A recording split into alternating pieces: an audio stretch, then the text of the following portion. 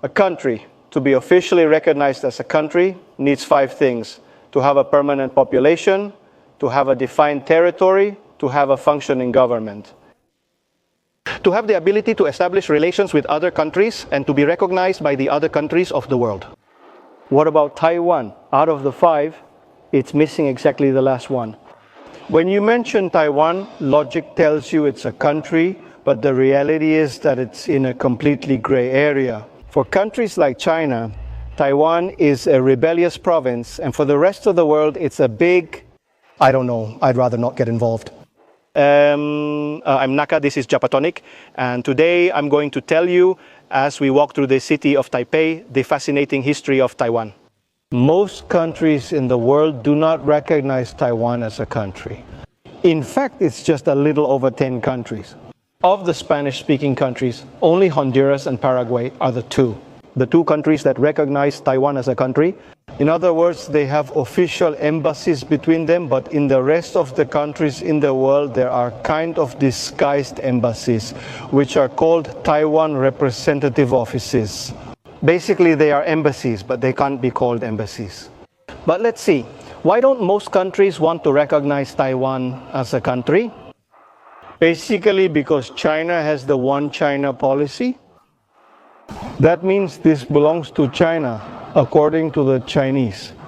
And therefore, China doesn't want other countries in the world to recognize Taiwan so that it can't become independent. Because basically, China is much more powerful and doesn't want others to recognize Taiwan because Taiwan belongs to the Chinese Communist Party. And now, why do the Chinese say that Taiwan belongs to China? That's the interesting part of the story. But let's start from the beginning of the story. Since the year 1683, Taiwan became a Chinese province, or rather, a province of the Qing Empire. Before that, it was an indigenous island that, for a few decades, was a Dutch colony. Taiwan was part of the Qing Empire for roughly 2 centuries. Until 1895, when Taiwan became a Japanese colony. Also, the topic of Japanese colonization will be covered in a separate video because it's a really interesting subject that deserves a full video on its own. But the thing is that Taiwan ended up being a Japanese colony from 1895 until 1945, when Japan lost the war, so for exactly 50 years. But the fact is that during the Japanese colonization, the Qing Empire fell to the Chinese Nationalist Party. And that's when the Republic of China was born. Through the hands of Sun Yat-sen, who is the person featured on the Taiwanese $100 bill. But let me be clear, I said Republic of China, not People's Republic of China. That's something else. The Republic of China was nationalist, anti-communist China. So well, China goes from being the Qing Empire to the Republic of China. But the fact is that when Japan lost the war, Japan returned the island of Taiwan and the Republic of China got Taiwan back. So Taiwan would belong to China again. It's just that they were different parties. Before it belonged to an empire, now it belonged to a political party called Kuomintang. Now, 4 years after World War II ended, that's when Communist China defeats the Nationalist Party, and up until that moment, both mainland China and Taiwan belonged to the Republic of China from the Kuomintang. By the way, this person passed away in the year 25. Therefore, the person who was in charge of the Republic of China was Chiang Kai-shek, the person whom there is a monument to here. So, in 1949, the Kuomintang lost control of mainland China and Chiang Kai-shek leaves the country, bringing about 2 million followers from all kinds of social classes, including all the politicians who belonged to his party. They came and fled to Taiwan. Therefore, mainland China would become the People's Republic of China and Taiwan the Republic of China. But even though they had lost to the Communist Party, the Republic of China, that is Chiang Kai-shek, was supposedly still the representative of the entire Republic of China, meaning all of mainland China, which was a complete farce, a fantasy, because he was attending United Nations meetings when he no longer had even the slightest power over mainland China. So in 1971, that's when they took away his seat and gave it to Mao. But look, Chiang Kai-shek didn't lose his seat entirely. In fact, he was offered a seat for himself. One for Mao's China and another for Taiwan. But the fact is, there would be two Chinas in that case. And what did Chiang Kai-shek say? Screw all of you, I am China. And that's when he lost his chance to be inside the United Nations, at least to be able to keep disputing. Naturally, since he gave up his seat, basically that's when the debate about which was the real China took place. And the fact is, since Taiwan wasn't present, basically, officially, Mao's words were respected. That's also quite a complicated issue, and that's something interesting. For example, my friend Christian, who's a guide, told me about it because Civitatis gave us access to today's tour. Christian, how long have you been in Taiwan? 14 years. 14 years! And honestly, if it weren't for his help, the video, I already had the information, but he corrected several things I was talking about. He knows a lot. Well, but I still had to study a lot. Still, if you have a tour with Civitatis in Spanish, it's only going to be his agency behind it. So in the description, you have the link in case you want a tour in Taipei or anywhere else, since they have several options. Everything in Spanish is handled by our friends. Basically, when Mao took China's seat at the United Nations, it was decided that Mao would represent China. And what would happen with Taiwan? They had to vote on whether Taiwan belonged to China or not.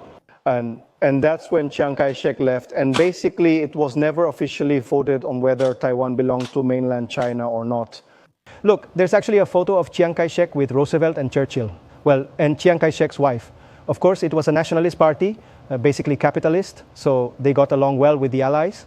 But, well, he lost to the communists. And this was also one of the reasons why Chiang Kai-shek was able to continue representing China after World War II, because basically most of the countries in the United Nations wanted to support capitalism. But anyway, just as I was saying, it was a complete fantasy, and well, they had to give Mao his place. Now, when Japan lost, Japan just had to hand over its surrender, the surrender documents, nothing more. And what did the Allies do? They told Chiang Kai-shek, the representative of the Republic of China, to go and receive the surrender. And he sent his people to receive the surrender. But in Japan's documents, it didn't say to whom Taiwan was being handed over. Therefore, Chiang Kai-shek, the Kuomintang, was in Taiwan. They accepted the surrender and claimed, this is mine. But there were no official documents stating, I hand over Taiwan to the Republic of China. It was simply a paper that said, I surrender, I'm leaving, and that was all. Now, the name Taiwan is supposed to have been given by the native tribes of this island, but the official name of the country is still Republic of China. But of course, China forbids this place from being called Republic of China. Therefore, in everything related to internal politics and the rest, any use of the phrase Republic of China, it should not be used. Instead, it is already known as Taiwan in every legal sense, basically, but the country is actually called Republic of China. When I came here 2 years ago, I used an eSIM for the first time, and honestly, it was terrible. I said, the internet in this country is very bad. And also the service was expensive because you had to pay per day. It was limited internet. Since then, I developed a bit of trauma from electronic cards. Din Tai Fung, which is basically the most famous restaurant in Taiwan, in all of Taiwan, at least internationally. Din Tai Fung, well, this restaurant was founded by people who came with Chiang Kai-shek. The restaurant's specialty is dumplings. Xiaolongbao. Xiaolongbao means little dragon pouch. Little dragon pouch. We're eating dragon pouches, but let's not burn ourselves. In Yokohama's Chinatown, there are shorompos that are just as delicious. I like it, though I wasn't sure what to expect, or that much anyway.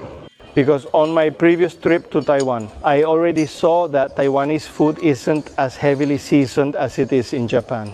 In Japan, people tend to over-season their food, and that makes Taiwanese food seem bland. But I think that's the fault of Japanese cuisine. But it's very, very tasty. Taiwanese people, generally speaking, say that this place is a very popular tourist spot, that you have to wait in line, because it's true that you can go to any restaurant and they'll make this for you.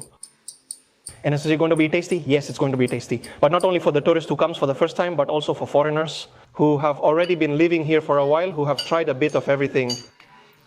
We usually disagree with the Taiwanese who say there's no need to come here and you can go elsewhere, but that's their opinion because it's more expensive here, of course, than any other neighborhood place.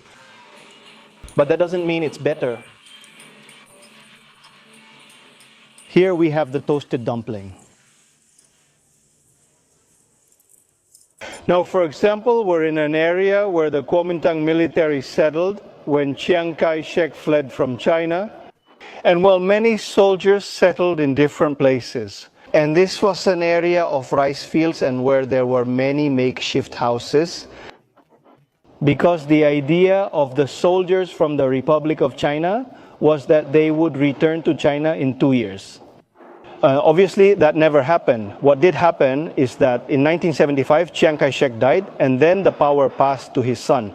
And this was a very important moment in Taiwan's history because Chiang Kai-shek used to say that he wanted to return to China, that he was going to return to China, and that he was going to take back China. But his son was a bit more mature in his thinking. He said, we're going to stay here. China is already very powerful. He basically imposed a martial law. Taiwan had the longest martial law in human history, about 40 years of martial law. You know, it happened that in '88, he also died, and when he died, the vice president took over. He was a native Taiwanese, chosen by Chiang himself, Li Tenghui. And the fact is that this person, since he was a native Taiwanese, and since the greatest dictator leader of the Kuomintang had passed away and there was no next dictator, people started to put pressure, people started to protest, saying they wanted Taiwan to become independent, democratization, political and economic openness, and so on. And well said and done, he achieved it, he was able to do it. On one hand, it's said that yes, he wanted a complete democratization of the country. On the other hand, they say it was due to pressure. But the thing is, in 1996, Taiwan was able to have presidential elections for the first time in its history. That's great. So the government acknowledges the murders from the February 28, 1947 massacre. More than 3,000 political executions. In 40 years, tens of thousands of political prisoners were locked up, and when democracy finally arrived, the few who remained were, of course, released. But hold on, we're getting way ahead of ourselves. What was the February 28th incident of 1947? On that date, what happened was Taiwan was under a corrupt regime. People were unhappy with the new government of the Republic of China. And that day, February 28, 1947, there was an old woman selling contraband cigarettes. And Chiang Kai-shek's soldiers, apparently over some unjustified complaint, took her cigarettes away. The woman protested, and in return, she was struck with the butt of a rifle. That made the people nearby, since this was in public, in central Taipei, as people approached with booze, the soldiers, pressured by the crowd, fired shots into the air. And with that, a Taiwanese man died. This led people to go to the police station to file complaints. They set the police station on fire, and all of this ended with 30,000 dead. All because they took the cigarettes from a lady who was selling contraband cigarettes. And that's an event that is still remembered today. And well, basically, that's why they imposed martial law. So Taiwan would go on to have a couple of decades of corruption, mismanagement, and military repression. And I'm shining from the humidity, from sweat. There's a humidity in this country that's incredible. But anyway, the Chinese view of Taiwan is that Taiwan is a political villain, that they're separatists and all that. And because of everything we've been talking about, that's the reason why Taiwan can't become independent. But even so, the United States is one of the country's best allies, since the United States gives China a hand like this. But under the table, it shakes Taiwan's hand firmly. Because of course, we already said why the United States openly can't say that it accepts Taiwan as a country. But basically, officially, the United States has already promised Taiwan that it would defend the island if China attacked. The political systems of the United States and China clearly don't align. In the same way, Japan is one of their best political, military, and economic allies, although ironically, Taiwan and China are also kind of economic allies. I mean, it's inevitable. For obvious reasons, Taiwan relies a lot on Chinese products for many things, just like everyone needs things from China, and China needs Taiwan. What Taiwan does best, which is microconductors, I mean microchips. Basically, Taiwan leads 54% of the microprocessor market worldwide. It's the largest and best producer of microchips in the world. And that's one of the good things that Kuomintang did, investing in technological development. Because the truth is that nobody can do what Taiwan is doing now. Because you might say, well, China, which is so technologically developed and all that, should just do the same as Taiwan, so they don't need them. It's not that easy, because the decades that the Taiwanese have spent developing microchips can't just be, in this race, no one can catch up. Just to give you an idea, the nodes, or let's call them transistors or conductors of Taiwan's microchips measure 2 nanometers. And to give you some perspective, a human hair is 100,000 nanometers thick, so they're completely invisible to the naked eye. Only Korea came somewhat close, but their versions were still 50% larger or even twice the size. And they don't have the effectiveness or efficiency that Taiwan's microchips have. It's impossible to just say, let's do it ourselves, because it's not that easy. It would take years of development and research to be able to imitate it. But anyway, the thing is that China will never allow Taiwan's independence because of its one China policy. That's why they're also increasing military exercises around the island. But look, Taiwan is also pretty well armed. They have the support of the United States. The truth is, no one knows when China might invade. There's a strong fear it could happen soon, within a few years. Well, I hope you found this content interesting, but the next one is going to be much more interesting, at least for my personal taste, due to the China-Japan relationship topic. Also, join as members to access videos about Taiwan and about some red things that we're actually going to explore today. See you then. Greetings to you, your family, pet, and annoying neighbor. That's it. We'll leave the Cariñosa topic for members, so we can now safely monetize the videos here.